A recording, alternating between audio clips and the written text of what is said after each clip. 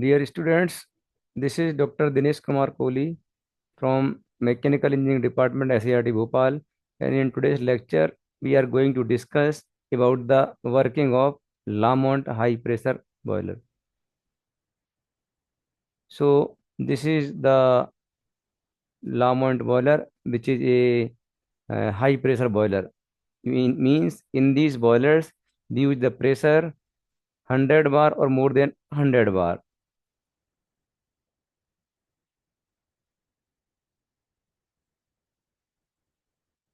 So this is the high pressure boiler, and it is actually a four circulation boiler in which we use a four circulation, and it was first introduced in 1725 by Lamont. It is a boiler which uses four circulation, as well as it is a water tube type of boiler.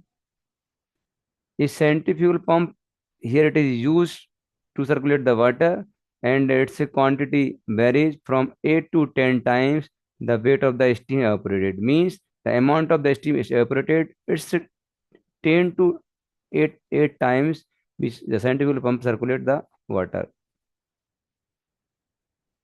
These boilers have been built to generate 45 to 50 tons of superheated steam. It means a Lamont boiler which is designed and it will generate the quantity of steam from 45 to 50 tons per hour, and at a pressure of 120 bar and at a temperature of 500 degrees centigrade.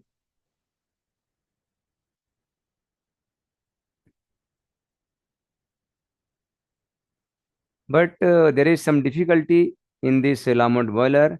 It is the attachment of the bubbles on the inner surface of the heating tubes, because the tubes are there and the pipe is flowing inside the tubes. So there is the formation of the bubbles, and the bubbles, what do they do? They stick on the inside surface, and because of that, it reduces the heat flow and steam generation, as it offers a high thermal resistance than the water film. So when the bubbles are stick to the inside surface of the tube, they produce the hindrance in the heat flow, and because of that, there is the reduction of the heat flow. So this is the drawback of the Lamont high pressure boiler.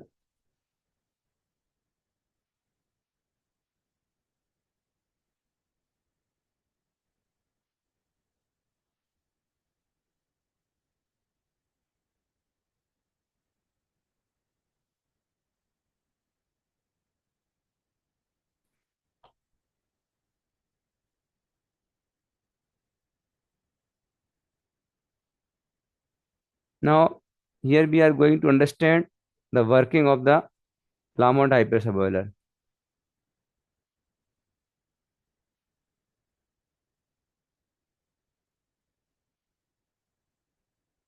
So from this top side, you can see there is a chimney from which the exhaust gases are moving outside. These are the exhaust gases.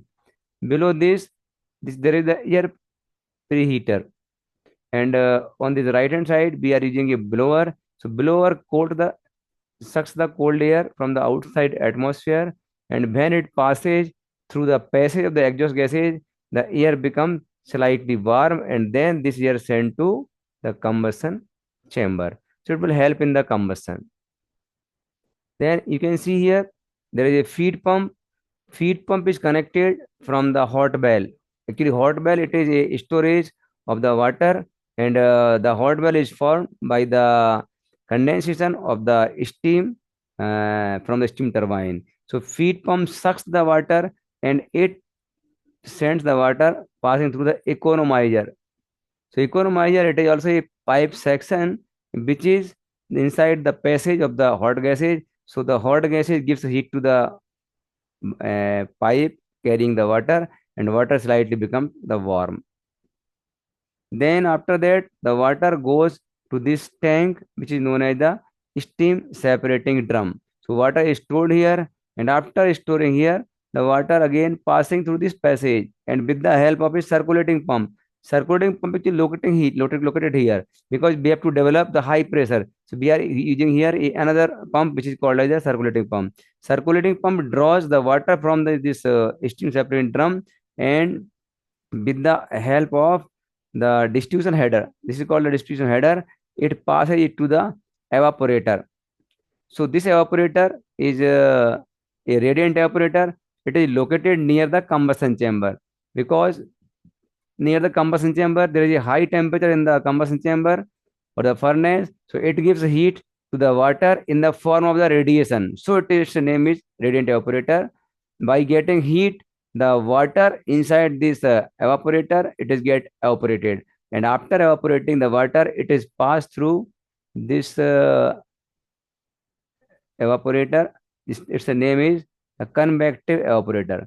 So the second evaporator, which is called as the convective evaporator, it is in between the passage of the flue gases. So it will heat up the pipe of this convection evaporator, because of which the steam will be converted to the water will be converted to the steam, and after that it is again reaching to the steam separating drum. So when the steam is reaching to the steam separate drum, it is stored at the top side because it is lighter. There may be some water particle inside it, they will be condensed and will mix with this water. And because its name is steam separate drum, so from the top side, we separate the steam, and then this steam goes to the superheater. This section is called as the superheater.